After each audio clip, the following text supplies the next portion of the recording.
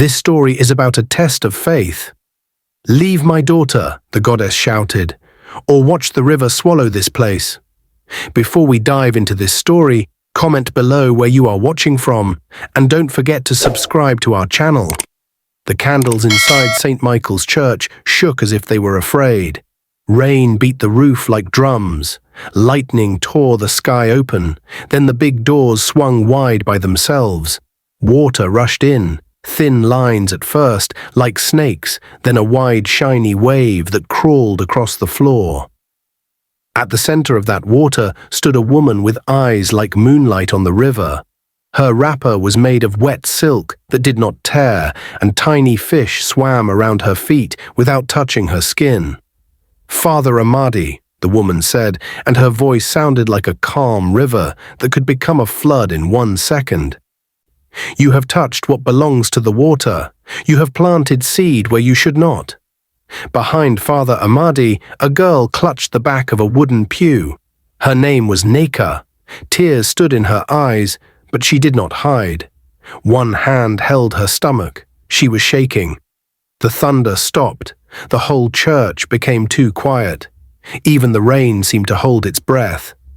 "Leave my daughter," the woman said, "or watch the river swallow this place." The last candle went out. Darkness.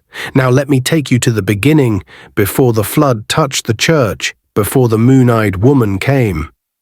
St. Michael stood at the edge of the town, where the road bent and tall palm trees watched the traffic pass. Every morning, a young priest rang the bell at 6 o'clock. His name was Father Amadi. People liked him because he had a gentle voice, kind eyes, and he listened when the poor spoke. He visited sick people. He prayed with mothers who were worried. He laughed with little children and gave them new pencils for school. But Father Amadi also carried a heavy rule in his heart. A priest must not take a wife. A priest must not fall in love. On most days that rule felt easy. Until she came. They called her Neka. Some said she was from the riverside, where the water is deep and old stories sit under the waves. Some said she had been promised to a spirit long before she was born. Some said her mother was not like other mothers, that she walked the beach at night, talking to the ocean, and the ocean answered back. People talked because Neka was beautiful in a way that made the world slow down. When she stepped into the sun, it looked like the sun stood still to look at her. Her skin held a soft glow, like water when morning light touches it. When she laughed, shells seemed to sing. But the strangest part was her eyes, green and brown at the same time, like the river when the sky is bright, but the ground is dark. Neka started coming to church in secret. She would wait until the crowd was plenty, then slip in through the side door and sit at the last pew. She watched the altar with quiet eyes. She listened to the readings, the songs, and the prayers. She mouthed the words even when she did not know them well. And when Father Amadi lifted his hands to bless everyone, her eyes always found him, and stayed. At first he did not notice. He was busy. He was careful. He focused on God and on the people. But some eyes are like magnets. They pull even when they do not mean to. One Tuesday evening, during choir practice, Father Amadi walked past the last pew and saw her for the first time. Not as a face in a crowd, but as a person. She was sitting alone. A breeze entered through the window and played with a small curl of hair on her forehead. She looked up. Their eyes met. It was only 1 second. But something moved in his chest, like a bird that had slept too long and suddenly woke up. He pulled his eyes away. He whispered a quick prayer. "Lord, keep my heart steady." Then he went on. The next day he fasted. He drank only water and prayed longer than usual. He told himself a priest must be strong. He visited old Mama Nkechi and fixed her radio. He helped a teenage boy write an application for school. He carried rice to a widow who had nothing left in her kitchen. Still, at night, when the town became quiet and the frogs began their song, The picture of Neka sitting in the last pew returned to his mind without permission. On Friday she came earlier and sat closer. "Welcome, my child," he said after Mass, keeping a holy distance, careful like a man holding a hot pot with both hands. "Thank you, Father," she said. Her voice was soft, like water flowing over smooth stones. "Do you live near?" he asked, just to be kind, just to be a good shepherd. "I live where the river remembers," she said. Then she smiled, as if she knew this answer was strange and sweet at the same time. "My mother sells things at the beach." "I see," he said, even though he did not. "Do you come alone?" She looked at the floor. "Yes." "For now?" He nodded and blessed her and walked away because his heart was beating too fast. That night he could not sleep. He prayed again. He told God everything. He told God the truth. "This is hard for me. Help me." On Sunday, church was full. People sang with joy. During the homily, Father Amadi spoke about love. How love is patient and kind, but also strong and wise. He meant love for God, love for neighbor, love that gives and does not ask for pay. But as he spoke, his eyes kept rising and falling like waves, and each time they rose, they found Neka. She did not look away. After Mass, a woman pulled him aside. "Father," she whispered, "do you know who that girl is?" "Which girl?" "The one with river eyes. They say a water spirit put its mark on her. They say she was promised long ago." Father Amadi smiled gently. "Everyone belongs to God." The woman sighed. "Yes, Father." But her eyes said, "Be careful." Days turned into weeks. Sometimes Neka did not come. When she missed 2 Sundays in a row, the church felt empty to him in a way that made him ashamed. He added more fasting. He walked to the old bridge at dawn and asked the sunrise to burn this feeling away. It did not. Then one evening he saw her again. Not in church, but on the road by the river, where fishermen pulled their nets and children counted crabs in tiny buckets. She stood near the water, lifting her face to the wind as if it was telling her a story. "Neka," he said before he knew he had spoken. She turned. Surprise lit her face. "Father." "What are you doing here so late?" he asked, though many people stayed by the water at that hour. "I came to think," she said. "Sometimes the river is the only place that is honest." "What does the river say?" She looked past him. "That a heart can be a boat. It can carry joy. It can carry fear. Sometimes it carries both." He should have walked away then, he knew. But the evening was soft, and the world felt far. They stood in silence for a while, listening to waves kiss the sand and pull back. After a time she said very quietly, "I do not want to be promised to a spirit. I want to promise myself to a life that is real." He felt the bird in his chest again. It flapped so hard he thought it would break free. He took a step back. "God sees you, Neka. He has a plan for you." She smiled, and it was the saddest smile. Does his plan ever allow 2 boats to tie together when the river says no? Neka. A wind rose from the water and circled them. It smelled of salt and secrets. Somewhere far off, a woman's voice sang low and sweet, like a lullaby for the moon. He blessed her and left quickly. That night, Father Amadi shut his door, knelt by his bed, and prayed until his knees hurt. He told God he would not answer the pull in his heart. He told God he trusted him. He told God to close all doors that should be closed. But there is a kind of door a prayer cannot lock when a story has chosen its path. Close to midnight, when the crickets had become a thin silver sound around the church compound, Father Amadi heard a gentle knock. He stood, his heart counted, 1, 2, 3. He went to the door and opened it just a little.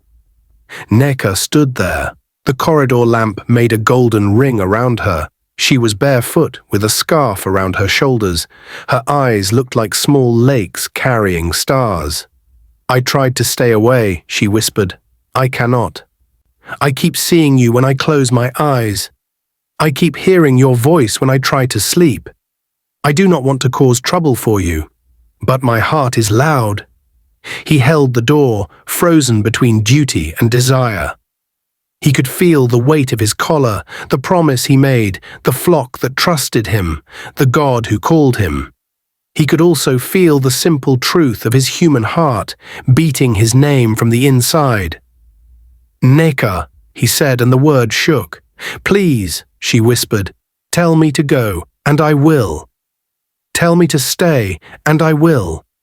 Somewhere, far beyond the church walls, a wave kissed the shore and pulled back, waiting. Father Amadi opened the door a little wider. The lamp flickered. The night held its breath.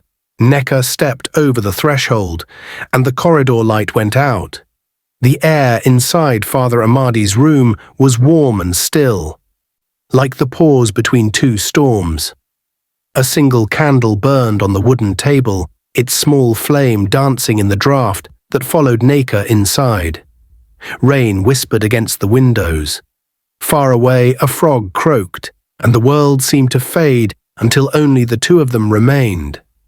Father Amadi stood near the bed, his hands trembling as he held his rosary. "Neka, you shouldn't be here," he said softly. "I know," she whispered, her voice almost breaking, "but I couldn't stay away anymore." Her eyes searched his face. There was no mischief there, only truth, a quiet ache that matched his own. She took one step forward. He took one step back. His back met the wall. "You don't understand," he said. "I made a vow before God."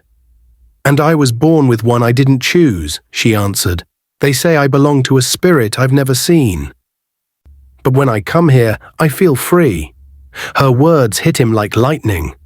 For a long moment, there was only the sound of the rain and the slow crackle of candlelight. Then, against his better judgment, Father Amadi reached out and touched her hand, just to calm her, just for a moment. But her skin was warm, alive, and it felt like the first sunrise after years of darkness. He pulled his hand away. "Go, Neka. Please." She turned toward the door, her head low, but when the thunder struck again, she flinched and the wind blew the candle out. Darkness swallowed the room. He heard her gasp. "Neka." "I'm here," she whispered. He reached for the matchbox on the table, but his fingers brushed against hers again. This time, neither of them moved. The silence between them grew heavy, too heavy to hold. When the lightning flashed through the window, their faces were inches apart. The next second, everything they had buried came rushing out. The fear, the longing, the confusion. It was like a dam breaking, and before the night ended, the vow of the priest met the heart of the woman. The rain fell harder. Outside, the wind carried a sound that could have been a sigh or a warning. By morning, Father Amadi woke to the sound of the church bell. His hands shook as he held his rosary again. He tried to pray, but every word felt hollow. Guilt crawled up his throat like smoke.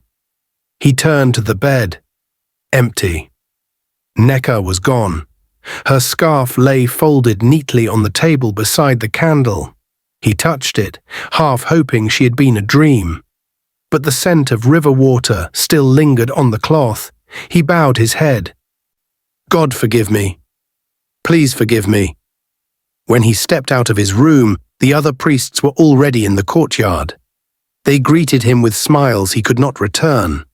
His heart was pounding, his mind full of echoes. He thought he could bury the sin and start again. But that was before the whispers began. 3 weeks later, strange things started happening in the parish. First, the holy water in the bowl at the church door turned green overnight. Then the crucifix on the altar fell down during Mass. Chickens refused to cross the churchyard. Even the town river, which usually flowed gently, started swelling, though it had not rained in days. The people said it was a sign, a warning that the gods were angry. And then one morning, Father Amadi was saying confession when he saw her again. Neka. She stood near the door, her face pale, her hands trembling. She looked afraid, almost sick. "Father," she said, voice shaking, I need to tell you something." He stood frozen. "What is it?" Her eyes filled with tears. "I am with child." The world tilted. The room went silent. Even the wind stopped moving. Father Amadi took one slow step forward. "Are you sure?" She nodded. "I felt it. The river told me before I even knew." He closed his eyes. For a moment he couldn't breathe. No, this can't be happening. But it was. That night he knelt in his room until his knees ached. He begged for forgiveness. He begged for guidance. But every prayer ended the same way, with the memory of her voice, her touch, and now her tears. He knew he could not hide it for long. The town would find out. The church would find out. And worse, her mother, the goddess of the river, would not stay silent. A week later, the sky darkened, though the sun was still up. The air grew thick. People began running toward the church, shouting, "Something is coming from the river!" Father Amadi rushed outside, heart hammering. From the distance, he saw water rolling up the road like a living creature. And at the center of it, a woman was walking, tall, glowing faintly blue, eyes brighter than fire. It was Neka's mother. Every step she took left wet footprints that steamed on dry ground. The townspeople fell to their knees. "Father Amadi," she called, her voice echoing like thunder. "You have touched my child. You have broken the line between spirit and flesh." The wind roared, palm trees bent, the cross on the church roof trembled. Father Amadi stepped forward, his cassock whipping in the wind. "I did not mean to sin," he shouted, "but I will take responsibility for her. I will take responsibility for the child." The goddess laughed, and the sound rolled like waves. "You think your promises mean anything to me? You have awakened something you cannot control." She raised her hand, and the water around her rose too, circling her like a crown. Then she pointed toward the church. A bolt of lightning struck the cross. Sparks fell. The people screamed, and as the church bell rang by itself, the goddess spoke one last time before vanishing into mist. "Your God may forgive you, but the river does not." The rain began to fall again, heavier than before. Neka collapsed to her knees, clutching her stomach and crying, "Mother, please." Father Amadi ran to her, knelt beside her, and held her close. He whispered, "We will not let her take you. I'll fight for you, with prayer, with faith, with everything I have." But deep inside, he wondered if faith alone could fight the wrath of a goddess. The thunder rolled again.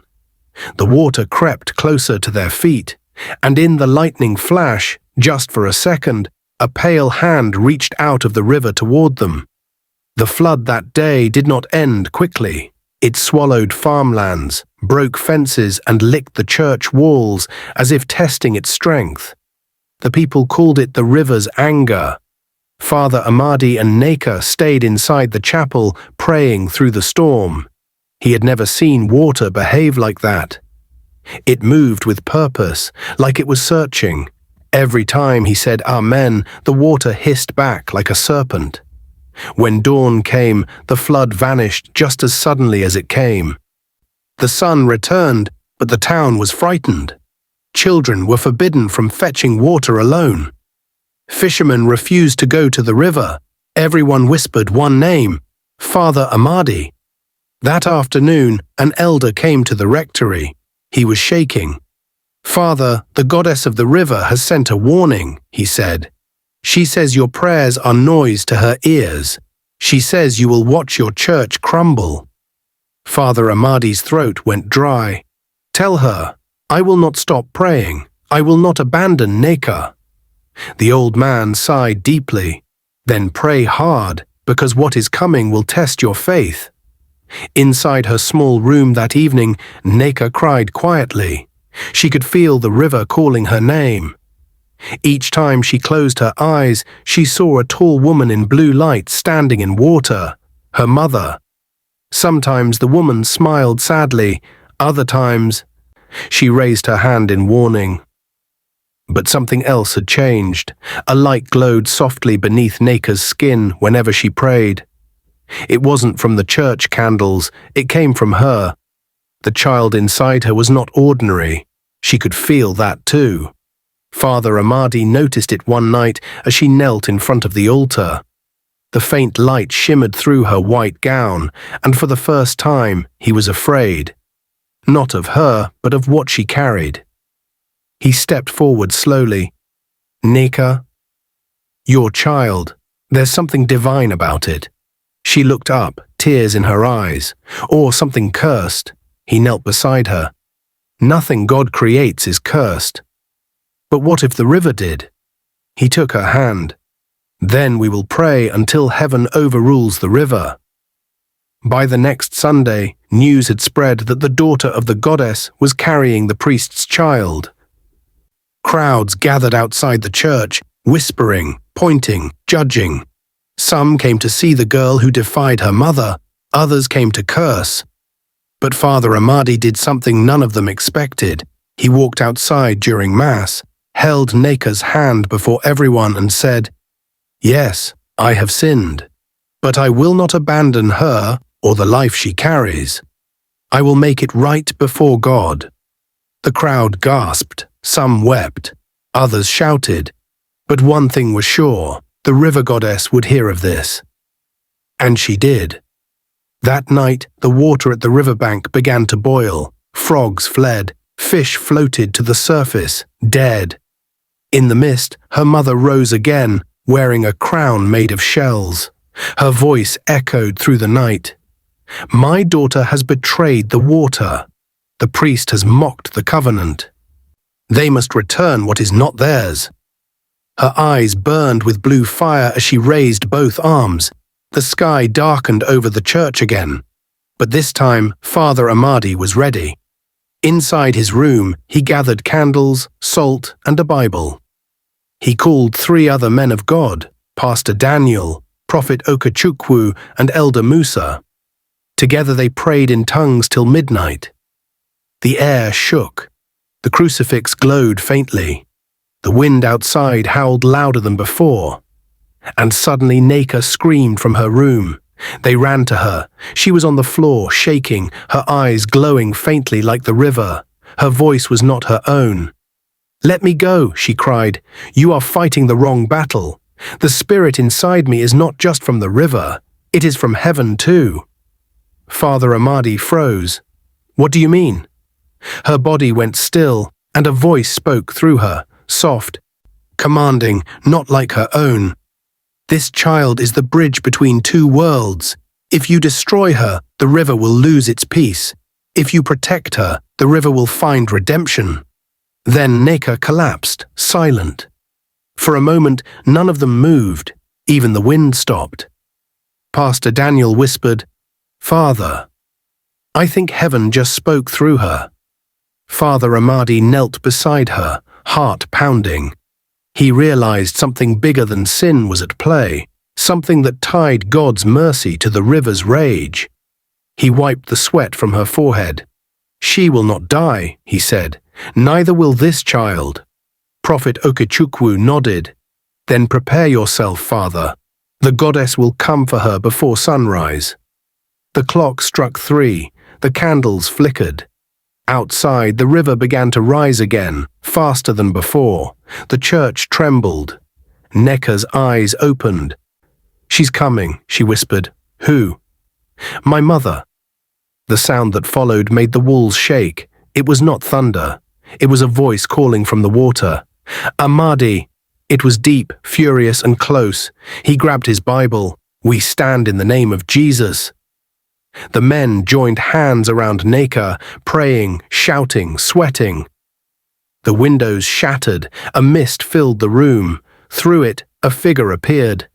Her mother, the goddess herself, glowing with water that fell like tears. "You cannot have her," Father Amadi shouted. The goddess looked at him, her eyes cold but full of pain. "You took what belongs to the deep. She belongs to God. Then let your God come and claim her." The floor cracked. Water gushed up, swirling around Neca's bed. She screamed as the light under her skin grew brighter, spreading until it filled the whole room. The goddess stepped closer, raising her hand, ready to take her child. But then something impossible happened. The crucifix on the wall burst into white fire, the water froze mid-air, and a voice, gentle yet powerful, filled the room. "Enough." The goddess turned sharply, eyes wide. The light from the cross shone directly on her, forcing her to step back. "Your child has a purpose beyond your rage," the voice said. "Do not fight heaven's plan." Neca gasped, clutching her stomach. The light around her turned golden. The goddess stared, trembling, not in anger this time, but in confusion, maybe even awe. The voice faded. The fire dimmed. Silence returned. The goddess looked at Father Amadi one last time and whispered, "You have no idea what you've unleashed." Then she vanished, leaving behind a puddle of clear water that reflected both the cross and the moon. Neca fainted in his arms. Father Amadi held her close, whispering, "We'll face whatever comes next, together." But as he looked at the frozen pool of water on the floor, he noticed something inside it. An image slowly forming. It was a baby, with glowing eyes. The next morning, the world looked calm again, but nothing was truly calm. Birds sang, the market women opened their stalls, but the air felt heavy, as if it knew what had happened during the night. Father Amadi didn't sleep. He sat by Neca's bedside, holding her hand. Her skin was cold, her breathing shallow, but every few minutes a soft golden glow pulsed from her stomach, like a heartbeat that wasn't just human. He whispered prayers over her, his voice shaking. "Lord, I am no longer a priest. I am just a man begging for mercy. Please save her." At sunrise, Neca opened her eyes. "She's watching," she said weakly. "Who?" Father Amadi asked. "My mother, from the river. She won't rest until she knows what I carry." Father Amadi swallowed hard. "Then she will see a miracle, not a curse." He helped her sit up, gave her water and tried to smile, but in his heart he knew. The battle wasn't over. By evening, strange visitors started coming to the church. An old herbalist from the next village said he had seen the river turn silver at midnight. A fisherman claimed his nets had caught no fish, but a single white feather glowing under the moonlight. A child said she saw angels standing on the church roof. The elders gathered. "Father Amadi," one said, "whatever is happening here is beyond this town. You should leave before the river swallows you." But he shook his head. "No. If I run, the child will never be born. And if the child isn't born, peace will never return." That night, Neca had a dream. She saw herself standing in a wide ocean of stars. Before her floated a figure with the face of her mother, but softer, kinder. The figure spoke, her voice mixing water and wind. "My daughter, the child you bear belongs to both realms. If raised in anger, the world will drown. If raised in love, heaven and the river will heal." When she woke, she was crying. Father Amadi sat beside her immediately. "What did you see?" She told him everything. He listened in silence, then whispered, "Then our love must save the world." She smiled faintly, touching his cheek. "Even love born in sin?" He nodded. "Especially that kind. They held each other as the candle burned low, unaware that someone else was listening outside, the shadow of the goddess herself. The next day, everything fell apart. Father Amadi received a letter from the diocese. Due to moral misconduct, you are hereby relieved of your duties and suspended from priesthood until further notice. He read it twice, his hand trembling. He knew it was coming, but the sting was still sharp. He folded the letter quietly and walked to Neka's room. She was standing by the window, watching the rain. "They've found out, haven't they?" "Yes," he said. "But I don't regret it." She turned, eyes soft. "You lost everything because of me." He stepped closer. "No, Neka. Because of you, I found the truth about love." Tears filled her eyes. "Then promise me one thing, Father." "No, Amadi. Promise me you won't stop praying, even when heaven seems quiet." He smiled sadly. "I promise." Weeks passed. Neka's belly grew, and with it the strange signs. At night, water droplets formed on her skin, though she hadn't bathed. When she sang, lamps flickered brighter. Sometimes her reflection in the mirror moved before she did. Father Amadi began to fear for her safety. He built a small hut near the hills, far from the river, hoping the goddess couldn't reach her there. They lived quietly. He farmed and prayed, she sang and waited. But the night before her due date, the river rose again, this time all the way to their doorstep. Thunder shook the roof. A woman's voice filled the night. "Give me my grandchild." It was the goddess. Father Amadi ran outside with his Bible, shouting over the storm, "You will not touch her. Leave us in peace." The river answered by sending a wave taller than a tree. It crashed toward him, but the Bible in his hand glowed so brightly that the wave froze mid-air. From inside the hut, Neka screamed, "Amadi, it's time!" He turned. The glow from her body was blinding now, pure gold, not blue like before. He ran in, knelt beside her, praying between gasps as she cried out. The house shook. The wind screamed. Then suddenly, everything went still. A baby cried. The sound was soft, yet powerful. It echoed through the hills, rolled over the river, and reached the town. And just like that, the flood began to shrink back. Father Amadi looked at the child. Its eyes were golden. Its tiny fingers shimmered like sunlight on water. Neka smiled weakly. "She's beautiful." He held the baby close, tears streaming. "Yes, she's light." But then they both heard a whisper, a voice that wasn't from either world. "Protect her. The world will test her." Neka looked at him. "Was that?"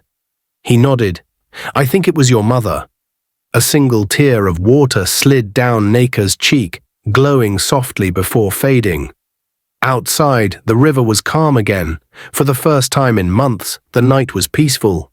But just as Father Amadi thought it was over, he saw something in the distance. The shadow of the goddess, standing by the river, watching them. And beside her, another figure, darker, taller, with eyes like black fire. He realized then that there were other spirits watching this union, and not all of them wanted peace. The child stopped crying and smiled at him instead. A thunderclap split the sky. The candle went out, and in that silence, Father Amadi heard a whisper so faint it chilled his blood. "You think you've won, priest, but the child's destiny has just begun." Days passed since the night of the storm. The hills grew green again. The villagers returned to the river, but they no longer mocked it. They greeted it with fear and respect, because they knew something lived beneath its calm surface. Father Amadi built a small wooden cross at the edge of the water. Every dawn, he knelt before it, holding the child, little Chica. She was barely a week old, yet her eyes glowed faintly. And when she giggled, ripples danced across the river, even though no wind blew. Neka watched them from the hut's doorway. her heart full and afraid at the same time. "She is not like other children," she whispered one morning. "Sometimes, when she cries, I see faces in the water watching us." Amadi nodded. "I know, but she must live among men, not spirits. That's why we must baptize her, to seal her life under God's name." Neka hesitated. "Do you think my mother will let that happen?" He looked up at the cross. "If she truly loves you, she will." That evening, Father Amadi prepared the baptism water. He prayed long into the night, fasting, reading psalms until his voice broke. When dawn came, the church bell rang. Though no one had touched it, it was a sign. They walked together to the river, the same river that had once tried to drown him. Amadi held the baby in his arms. Neka walked beside him, weak but determined. Villagers followed quietly, whispering, unsure if this was faith or madness. As they reached the bank, the water began to shimmer. Mist rose from the surface, and from within it appeared the goddess, Neka's mother, her blue light softer this time, her face no longer angry but filled with sorrow. "Daughter," she said, her voice echoing like waves, "you would give my grandchild to a god who does not know the deep." Neka stepped forward, tears in her eyes. "Mother, this child is both of us, yours and his. Let her belong to both." The goddess looked at Amadi. "And you, priest, do you believe your God can bless what was born of sin?" Amadi raised the child high, the sunlight glinting off her skin. "Not sin," he said firmly, "redemption. This child carries peace between your world and mine. Let her live free." The goddess studied him for a long moment. The river around her began to glow gold instead of blue. Then she nodded slowly. "If peace is what you seek, let her be the bridge." She stepped forward, placed a hand over the child's head, and whispered an ancient word that no one else understood. Then she looked at Neka. "Raise her with love, not fear. The river will always watch, but it will not harm." Her body began to fade into mist. The crowd gasped. Father Amadi poured the holy water gently over Chika's head. "In the name of the Father, and of the Son, and of the Holy Spirit," he said, voice trembling with emotion. The river glowed brighter, as if heaven and water bowed together for one brief miraculous moment. Then the light vanished. The air was still again. When Amadi opened his eyes, the goddess was gone. But a white dove circled above the river, its wings glittering like drops of sunlight. The crowd fell to their knees. Neka sobbed into her palms, overwhelmed. She accepted her. Amadi smiled, tears in his eyes. "No, Neka." She blessed her. Months later, life slowly returned to normal. The villagers rebuilt their homes. The church reopened. Father Amadi was no longer a priest in title, but to the people he had become something more, a man chosen by both heaven and the river. Neka ran a small orphanage by the hills, and every evening she sang lullabies by the riverbank as Chika played in the sand. Sometimes ripples formed even when the wind was still, as though an unseen hand was playing with the child. One day, a stranger from the city visited. He claimed he had been sent by the Vatican to investigate the miracle child of the Niger Delta. When he saw Chika, he froze. For one brief moment, her eyes flashed gold, and then normal again. He turned to Amadi. "Do you know what this means?" Amadi smiled. "Yes.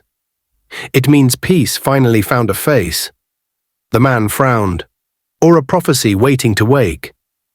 And as he walked away, Amadi looked down at Chika.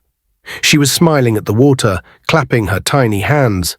The river rippled playfully back, as though answering her. Then he noticed something. The water shaped itself briefly into a woman's smiling face, Neka's mother. She mouthed a single word before fading beneath the surface. "Thank you." Amadi felt a lump in his throat. He lifted Chika up toward the golden sky. "Let this world know," he whispered, "that even love born from forbidden places can heal nations." The breeze carried his words across the river, and somewhere, deep under the calm waves, the goddess rested, no longer in anger, but in peace. The cross by the water stood firm.